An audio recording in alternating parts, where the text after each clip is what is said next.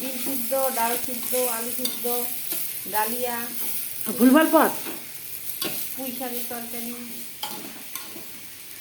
যা ইচ্ছা তাই। তাই নাকি? সব ভুলভাল রান্না করে, আবার সেই রান্না আমাদেরই করতে লাগে। দেখো, বলে রান্নার লোক কিচ্ছু রান্না পারে না। না। লবণ করাটা ভালো করে বন্ধ করলি না? দেখি দেখাই সর।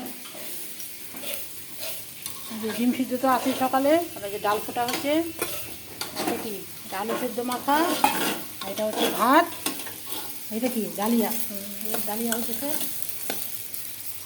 আর এখানে মাংস বার করে রাখা হচ্ছে, মাংসটা রান্না হবে। আর জানি না ডিমের বড়া করবে। আর এটা ইলিশ মাছের লুকা ছিল যেটা, একটু বড়া করে রাখতে। আর এটা হচ্ছে ডিম, মাছের ডিমের বড়া। ব্যাপার।